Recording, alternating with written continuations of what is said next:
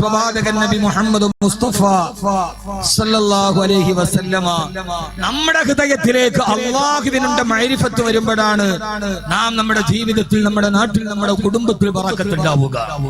അല്ലാഹു ചോദിക്കുന്നു, ഈ കാണുന്ന രീതിയിൽ നിന്നെ ഞാൻ സൂപ്പറായി ഡിസൈൻ ചെയ്തതാരാ? നിനക്ക് കണ്ണ് തന്നതാരാ? കണ്ണിനെ കുറിച്ച് ഞാൻ പറഞ്ഞില്ലേ ബദരിയിൽ വന്നപ്പോ? കേട്ടില്ലേ? കണ്ണിനെ കുറിച്ച് പറഞ്ഞത് കേട്ടില്ലേ? ബദരിയിൽ സമയം കിട്ടിയില്ല, എന്നാൽ അൽഹംദുലില്ലാഹ് നല്ല സദസ്സായിരുന്നു. കഴിഞ്ഞ വർഷം ഈ സ്ഥലത്ത് തന്നെ നമ്മുടെ സനത് കിടന്നു. കഴിഞ്ഞ വർഷം നമ്മുടെ നൗഫൽ മൗലയുടെ പ്രയത്നത്തിൽ കുറെ ഹാഫിളുകൾ ഉണ്ടായി, സനത് കൊടുത്തൊരു നല്ല സദസ്സ് കിടന്ന സ്ഥലമാണ്. അള്ളാഹു അതിനെ നിലനിർത്തി കൊടുക്കട്ടെ. അദ്ദേഹത്തിനും അള്ളാഹു അർഹമായ പ്രതിഫലം നൽകി അനുഗ്രഹിക്കട്ടെ. കണ്ണിനെ കുറിച്ച് പറഞ്ഞത് കേട്ടില്ല? കേട്ടവരൊന്ന് കൈ കൊടുക്കുന്നു. അതായത് ഈ കേട്ടവര് ബാക്കിയുള്ളവരോട് പറഞ്ഞു കൊടുക്കുക.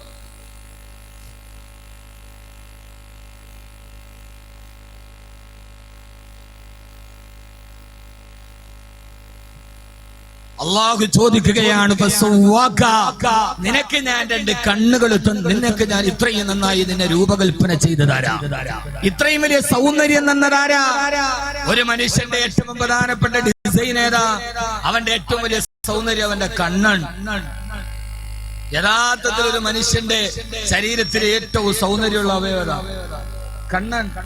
കണ്ണിനൊരു വല്ലാത്ത സൗന്ദര്യമാണ്. അതുകൊണ്ടാണ് സാഹിത്യകാരന്മാരുടെ മാൻപേടയുടെ നയനദ്വയങ്ങൾ, അതുകൊണ്ടാണ് ലൈലാ മജ്നുനക്കത്തല്ലാഹി യാ ലബിയാ തിൽകാഇ കുല്ലലന ലൈലായ മിൻ കുന്ന അം ലൈലാ മിനൽ ബശരി എന്ന് പാടിയത് കണ്ണിന്റെ സൗന്ദര്യം കൊണ്ടാണ്.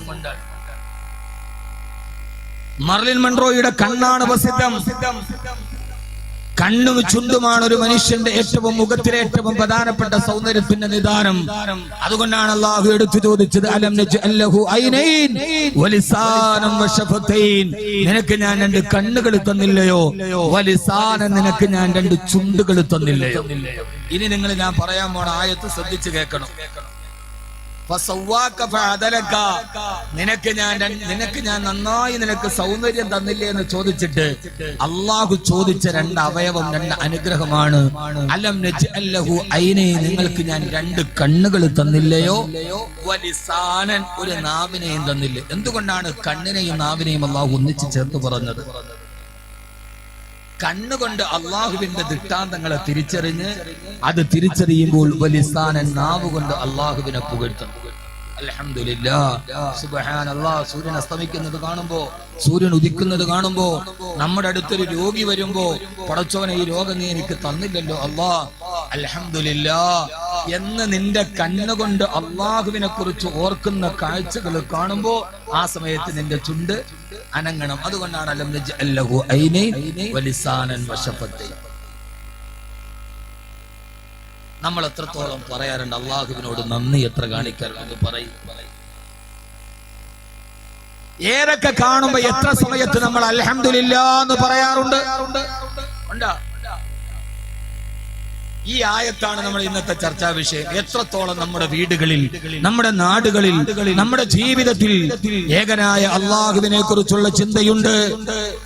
അള്ളാഹു പറഞ്ഞ ഏറ്റവും പ്രധാനപ്പെട്ട ഒരു അനുഗ്രഹമാണ് അലം നജ്അൽ ലഹു ഐനൈൻ, ഞാൻ നിങ്ങൾക്ക് രണ്ട് കണ്ണുകൾ തന്നില്ലയോ?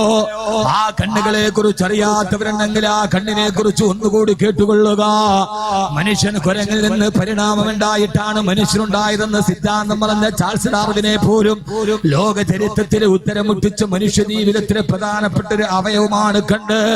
ആ കണ്ണിന് പകരം വെക്കാൻ കഴിയുന്ന ഒരു അനുഗ്രഹം അല്ലാഹു നമ്മുടെ ശരീരത്തിൽ തന്നിട്ടില്ല സഹോദരൻ. ഓരോ ആണിനോടും ഓരോ പെണ്ണിനോടും ഞാൻ ഓർമ്മിപ്പിക്കുകയാ, എന്താണ് നമ്മുടെ കണ്ണെന്നറിയോ? വെറും 28 ഗ്രാം മാത്രം തൂക്കമുള്ള 20 ലക്ഷത്തോളം ഒരു മണിക്കൂറിൽ 60,000 വിവരങ്ങൾ പ്രോസസ് ചെയ്യാൻ കഴിയുന്ന 3 കോടിയോളം വരുന്ന നിറങ്ങളെ തിരിച്ചറിയാൻ കഴിയുന്ന ഒരു മണിക്കൂർ, ഒരു മിനിറ്റിൽ 17 പ്രാവശ്യം വെച്ച് 1 മണിക്കൂറിൽ 1200 പ്രാവശ്യം, അതേ കണക്കിൽ ഒരു ദിവസം 28,800 പ്രാവശ്യം നാം അറിയാതെ ചിമ്മി തുറക്കുന്ന 1 മിനിറ്റിൽ 17 സെക്കൻഡ് വെച്ച് 1 മണിക്കൂറിൽ 1200 ആനുപാതികമായി ഒരു ദിവസം 24 മണിക്കൂറിന്റെ ഉള്ളിൽ 28,800 പ്രാവശ്യം നാം അറിയാതെ ചിമ്മി തുറക്കുന്ന ലോകത്തിലെ ഏറ്റവും അഭൂതമാറുമായ അത്ഭുതമാണ് കണ്ണ്.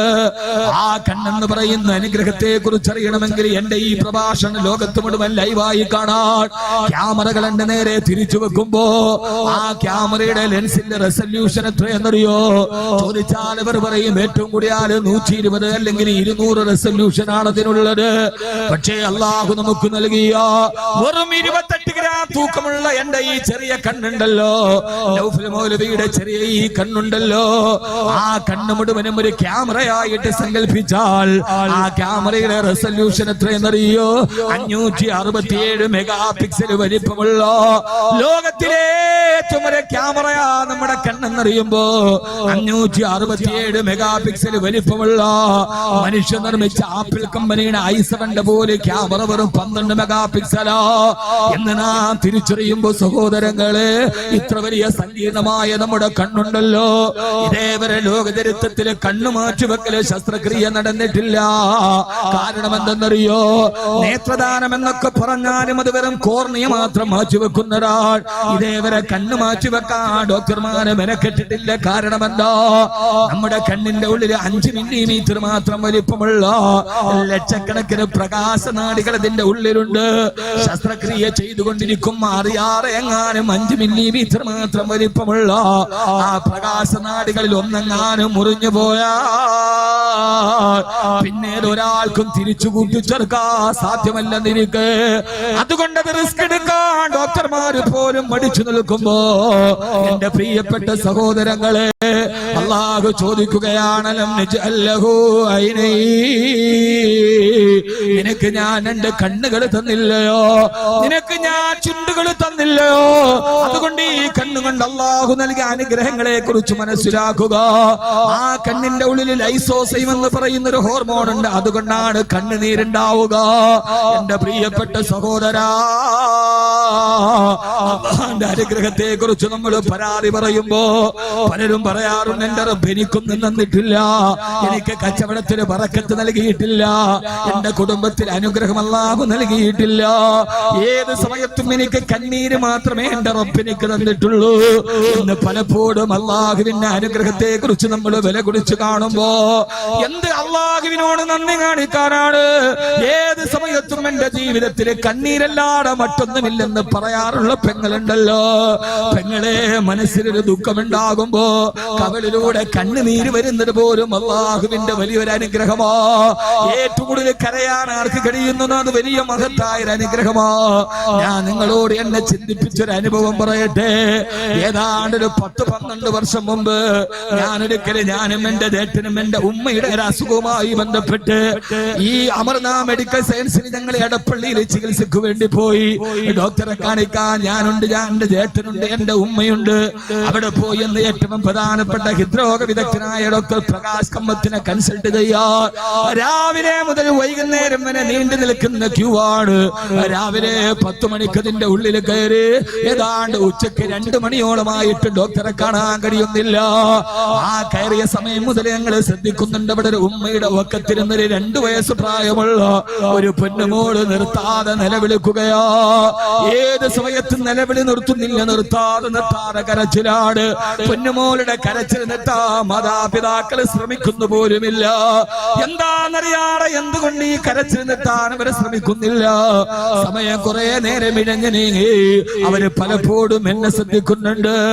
2 മണിയായിട്ടും ഡോക്ടറെ കാണാൻ കഴിയില്ല എന്ന് ഉറപ്പായപ്പോ നിസ്കരിക്കാൻ സ്ഥലം തേടി താഴോട്ടിറങ്ങുമ്പോ ആ ചെറുപ്പക്കാരൻ കൂടെ വന്ന് ലിഫ്റ്റിൽ വെച്ചെന്നോട് ചോദിച്ചു, ബാക്കവിയല്ലേ? അതെ.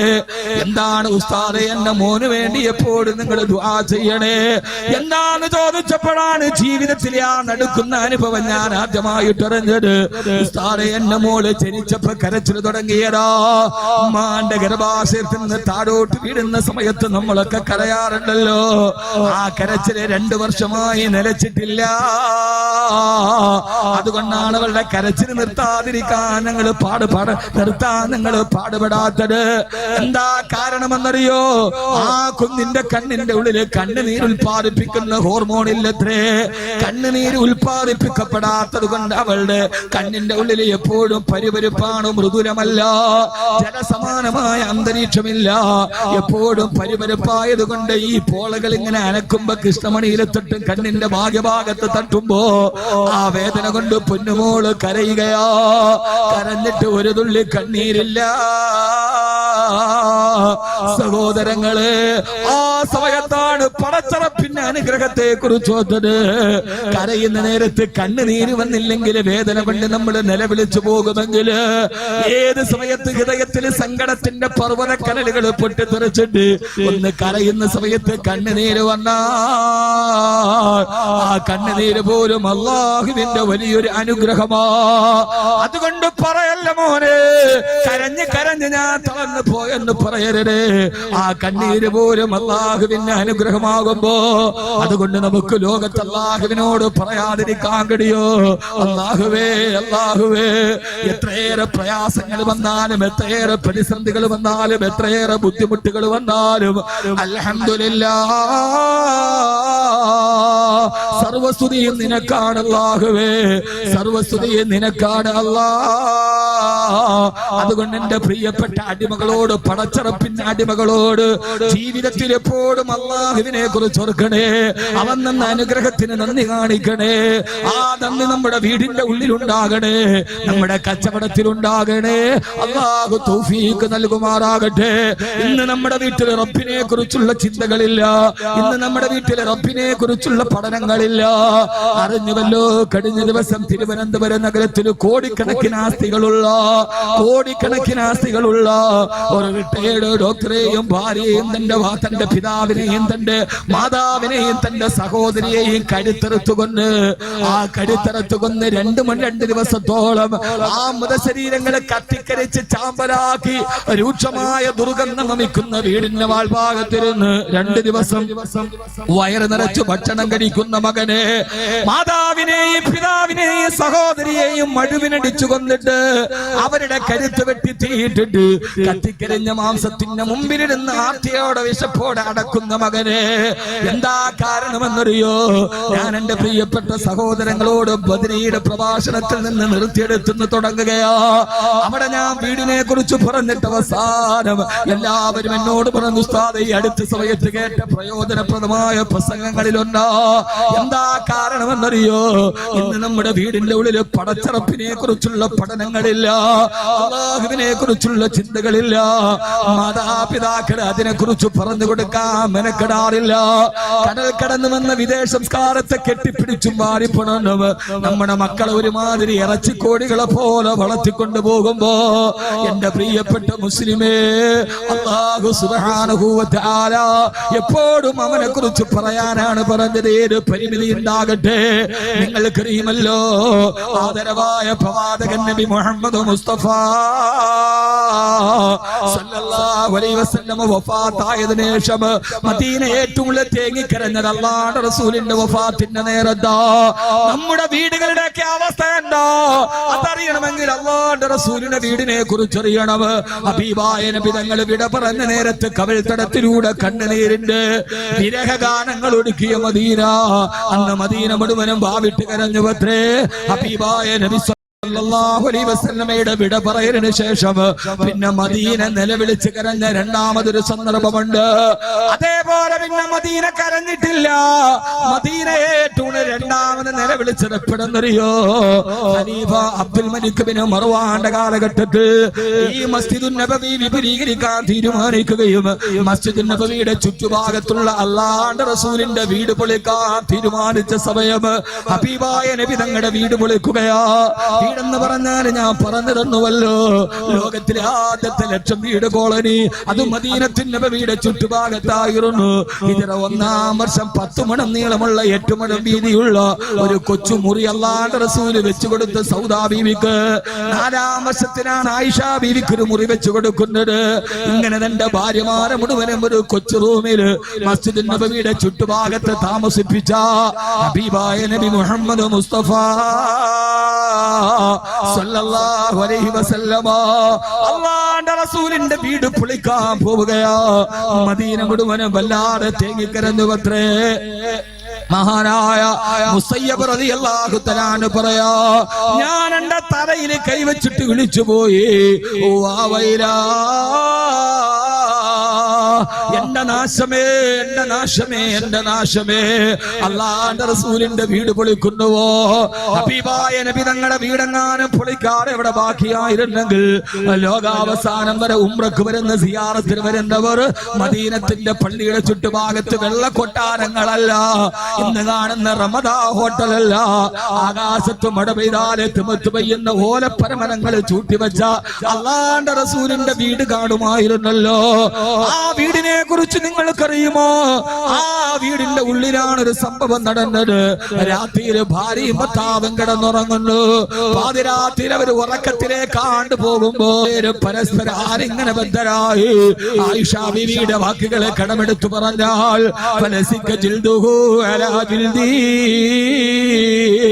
എന്റെയും ഹബീബായ നബി തങ്ങളുടെ ഈ ചർമ്മം തമ്മിൽ പരസ്പരം ചേർന്ന് കിടക്കുന്ന രീതിയിൽ രണ്ടുപേരും കിടന്നുറങ്ങി. രാത്രിയിൽ പെട്ടെന്ന് ഞാൻ ഗാഢനിദ്രയിൽ നിന്ന് ഞെട്ടിയെഴുന്നേറ്റപ്പോ എന്റെ അടുത്തുള്ള റസൂലിനെ കാണാനില്ല സല്ലല്ലാഹു അലൈഹി വസല്ലം. ഹബീബായ നബി തങ്ങൾ എവിടേക്ക് പോയെന്നറിയാതെ പരിഭ്രാന്തിയോടെ ഞാൻ ചാടി എഴുന്നേറ്റു. ഹദീസിൽ കാണാം, നബി തങ്ങൾ അടുത്ത ഭാര്യമാരുടെ വീട്ടിൽ പോയിട്ടുണ്ടാകുമോ എന്നറിയാ. ഞാൻ വെളിയിലോട്ട് ഇറങ്ങിയപ്പോ എന്റെ വീടിന്റെ വെളിയിൽ നിന്ന് ഞാനൊരു ശബ്ദം കേട്ടു, ഒരാള് തേങ്ങിക്കരയുകയാ. ഞാൻ ചെന്ന് നോക്കുമ്പോ അല്ലാഹുവിന്റെ റസൂല് മസ്ജിദുൻ നബവിയുടെ ഉള്ളിലിരുന്ന് തേങ്ങിക്കരയുകയാ. എന്റെ പ്രിയപ്പെട്ട ചെറുപ്പക്കാരാ, എന്റെ പ്രിയപ്പെട്ട ഗൃഹനാഥന്മാരെ, പാതിരാ സമയത്ത് ഭാര്യയെയും മക്കളെയും ഉറക്കി കിടത്തിയിട്ട് ഗൃഹനാഥൻ എഴുന്നേറ്റിട്ട് നിസ്കരിച്ചിട്ട് പൊട്ടിക്കരയുകയാ. ആയിഷ ബീവി പറയുന്നു, ഞാൻ ചെന്ന് നോക്കുമ്പോ അല്ലാഹുവിന്റെ റസൂലിന്റെ കാലിങ്ങനെ നീര് വെച്ചിട്ടുണ്ട്. ഞാൻ ചോദിച്ചു, നബിയേ, എന്തിനാണ് ഇപ്രകാരം നിർവഹിക്കുന്നതെന്ന് ചോദിച്ചപ്പോ അല്ലാഹുവിന്റെ റസൂൽ പറഞ്ഞ മറുപടി, അഫലാ അകൂനു അബ്ദൻ ശകൂറാ, ഞാനൊരു നന്ദിയുള്ള ദാസനാവണ്ടേ ആയിഷ? ഇത് പറയാനാണ് ചോദിച്ചത്. റബ്ബിനോട് നന്ദിയുള്ള ഒരു അടിമയാരാ? മഹാനായ നൂഹ് നബിയെ കുറിച്ചിട്ട് അല്ലാഹു പറയുന്നതെന്താ, ഇന്നഹു കാന അബ്ദൻ ശകൂറാ, നൂഹ് നബി എന്നോട് നന്ദിയുള്ള അടിമയായിരുന്നു. ഞാൻ എന്റെ പ്രിയപ്പെട്ട കാരണവന്മാരോട് ഓർമ്മിപ്പിക്കുകയാണ്, നമ്മുടെ കുടുംബത്തിന് ബറക്കത്തുണ്ടാവണോ, നമ്മുടെ വീട്ടിൽ ഐശ്വര്യം ഉണ്ടാകണോ, അല്ലാഹുവിനോട് നന്ദി കാണിച്ചേ പറ്റൂ. ഇതൊന്നും വാക്കവി വെറുതെ പറയുന്നതല്ല. അല്ലാഹുവിന്റെ വിശുദ്ധ ഖുർആൻ പഠിപ്പിച്ചു തരുന്നൊരു നന്മയാ നിങ്ങൾക്ക് പഠിപ്പിച്ചു തരട്ടെയോ, ഞാനിത് പഠിപ്പിച്ചു തരട്ടെയോ എന്ന് ചോദിക്കുമ്പോ ധാരാളം പണ്ഡിത കേസരികൾ എന്റെ പുറകിലും മുമ്പിലും ഇരിക്കുന്നുണ്ട്. അവരുടെ പാണ്ഡിത്യത്തെ മറികടന്നിട്ടല്ല ഞാൻ ചോദിക്കുന്നത്. ഞാനൊരു പാണ്ഡിത്യം വിളമ്പാ നിങ്ങളുടെ മുമ്പിൽ വന്നതല്ല. പാണ്ഡിത്യം പറയാ ഞാനൊരു പണ്ഡിതനല്ല. പരിത്യാഗം പറയാ ഞാനൊരു ത്യാഗിയല്ല. ലാളിത്യം പറയാ ഞാനൊരു സൂഫിയല്ല. ഇഷ്ക് പറയാ ഞാനൊരു ആഷിഖല്ല. വൈദഗ്ധ്യം പറയാ ഞാനൊരു വിദഗ്ധനല്ല. പ്രമേയം പറയാ ഞാനൊരു പ്രഭാഷകനല്ല. പിന്നെയോ ഞാൻ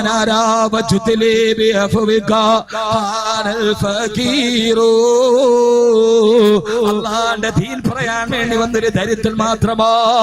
ഈ മൂവാറ്റുപുഴയിൽ തടിച്ചുകൂടിയ പ്രിയപ്പെട്ട സഹോദരിമാരെ, നമ്മുടെ വീട്ടിൽ അല്ലാഹുവിന്റെ അനുഗ്രഹം ഉണ്ടാകണോ, പടച്ചറപ്പിന്റെ ബറക്കത്തുണ്ടാകണോ, നമ്മുടെ മക്കളെ നല്ലവരായി ജീവിക്കണോ, സ്വന്തം മക്കളെ പേടിച്ചിട്ട് കിടന്നുറങ്ങാൻ കഴിയാത്ത രീതിയിൽ നന്ദനഗോട് തിരുവനന്തപുരത്ത് നന്ദങ്കോട് അച്ഛനെയും അമ്മയെയും പെങ്ങളെയും കത്തിക്കരിച്ചത് ഏതോ ഓൺലൈനിൽ കണ്ട ആത്മാവിന് ബലം കൊടുക്കാനാണത്രേ.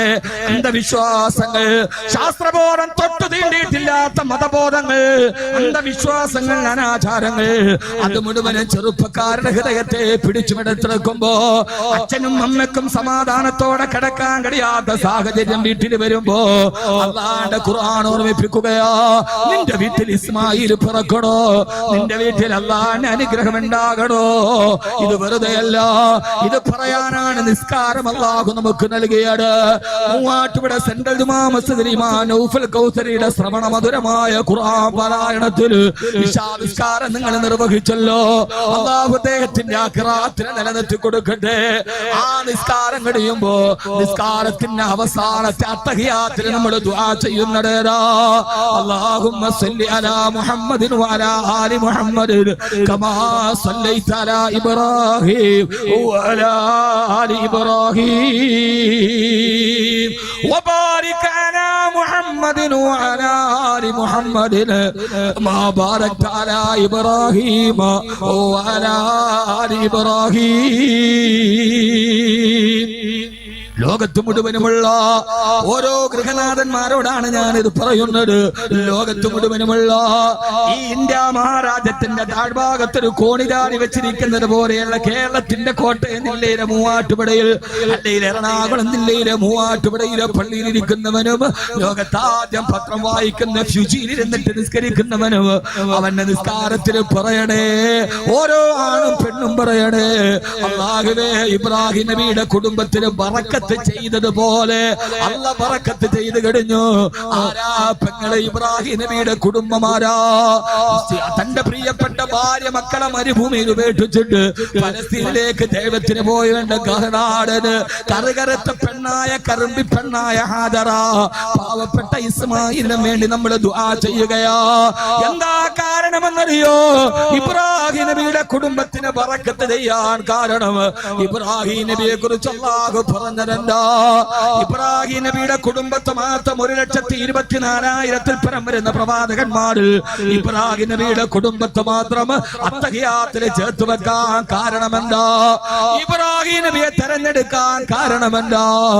ശാകിറൻ ലിഅൻഉമിഹി ഇജ്തബാഹു വഹദാഹു ഇലാ സിറാത്തിന മുസ്തഖീം. ഖുർആനാണ്. ശാകിറൻ ലിഅൻഉമിഹി, ഞാൻ ചെയ്ത അനുഗ്രഹത്തിന് എന്റെ ഇബ്രാഹിം നന്ദി രേഖപ്പെടുത്തിയവനാ. എന്റെ ഇബ്രാഹിം എന്ന കുടുംബനാഥൻ നന്ദിയുള്ള കുടുംബനാഥനായതുകൊണ്ട്, റബ്ബിനോട് നന്ദിയുള്ള കുടുംബനാഥനായതുകൊണ്ട് ഇജ്തബാഹു, ആ ഇബ്രാഹിമിനെ ഞാൻ പ്രത്യേകം തെരഞ്ഞെടുത്തു. ഇതാരാ പറയുന്നത്? അല്ലാഹു സുബ്ഹാനഹു വ തആല. അതുകൊണ്ട് സഹോദരങ്ങളെ, അല്ലാഹുവിനോട് നന്ദി കാണിക്കണേ. പടച്ചറപ്പിന്റെ നന്ദിയെ കുറിച്ച് ഓർമ്മ വേണേ. നമ്മുടെ വീട്ടിലെപ്പോഴും ഏത് സമയത്തും നമ്മൾ പറയണേ അൽഹംദുലില്ലാഹ്, സർവസ്തുതിയും നിനക്കാണ് തമ്പുരാനെ. നമ്മുടെ വീട്ടിൽ ബറക്കത്തുണ്ടാകണോ? നമ്മുടെ വീട്ടിൽ ഐശ്വര്യം ഉണ്ടാകണോ? അല്ലാഹുവിന്റെ ദിക്ർ നമ്മുടെ വീട്ടിൽ ഉണ്ടാവണം. അല്ലാഹുവിന്റെ ഖുർആൻ നമ്മുടെ വീട്ടിൽ ഉണ്ടാകണം. മഹാനായ സഹാബി അബൂ ഉമാമ റളിയല്ലാഹു അൻഹു അല്ലാഹുവിന്റെ റസൂലിന്റെ അടുക്കൽ വന്നിട്ട് പറഞ്ഞു, നബിയേ യാ റസൂലല്ലാഹ്, നബിയേ വീട്ടില് ദാരിദ്ര്യമാണ്, കടമാണ്, രോഗമാണ്, പ്രശ്നമാണ്, എന്റെ വീട്ടിലൊരു സമാധാനമില്ല നബിയേ, എനിക്ക് എന്തെങ്കിലും ഒരു വഴി പറഞ്ഞതാ തിരുദൂതരേ സല്ലല്ലാഹു അലൈഹി വസല്ലം. അബൂ ഉമാമ റളിയല്ലാഹു അൻഹു, നബിയേ വീട്ടിൽ വലിയ പ്രശ്നമാണ്, എന്തെങ്കിലും ഒരു വഴി പറഞ്ഞു തരി. എന്താ വഴി? വീട്ടിലെ പ്രശ്നം മാറാനുള്ള വഴി എന്താ? ഞാൻ പറയട്ടെ, നിങ്ങൾ ചെയ്യൂ? ഇല്ലേ?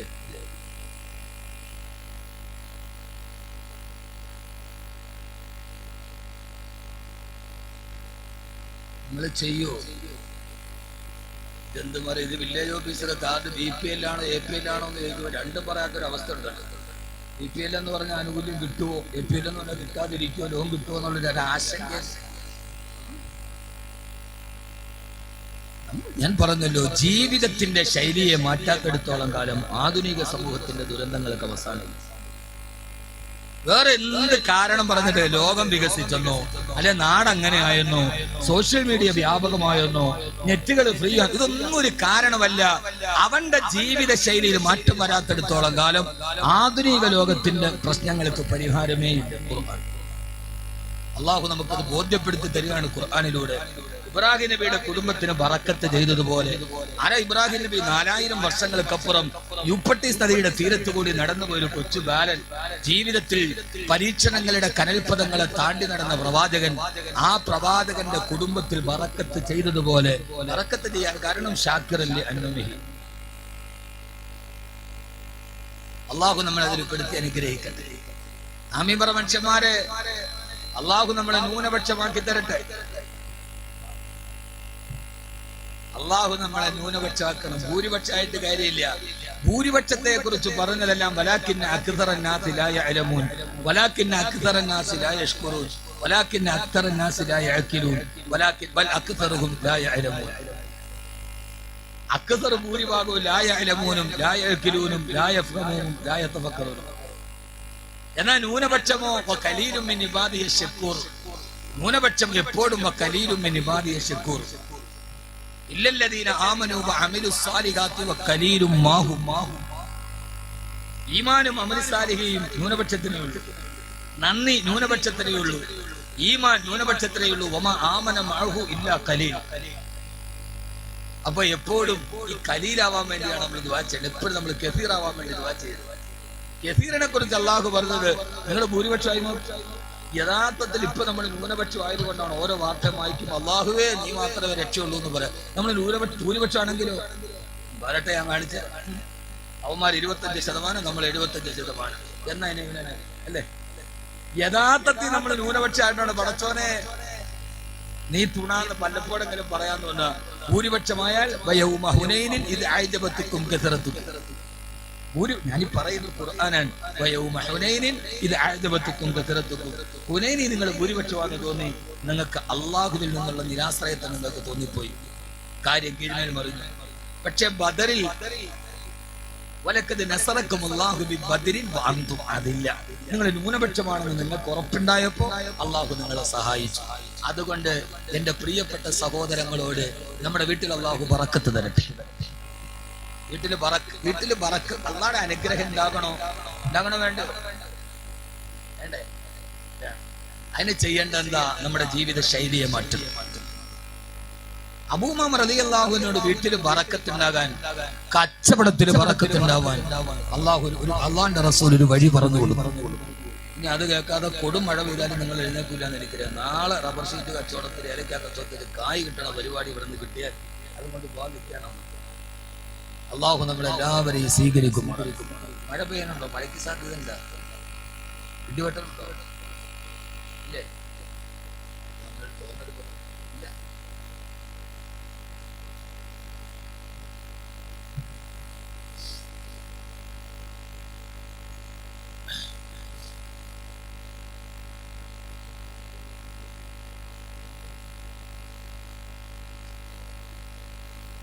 എല്ലാവരും ഒരു 3 സലാത്ത് പറയും. എന്നിട്ട് ഞാൻ നല്ല ഒരു വിഷയം പറഞ്ഞു. പെണ്ണുങ്ങളൊക്കെ വീട്ടിലിരുന്നത് ചെയ്യണം. അള്ളാഹു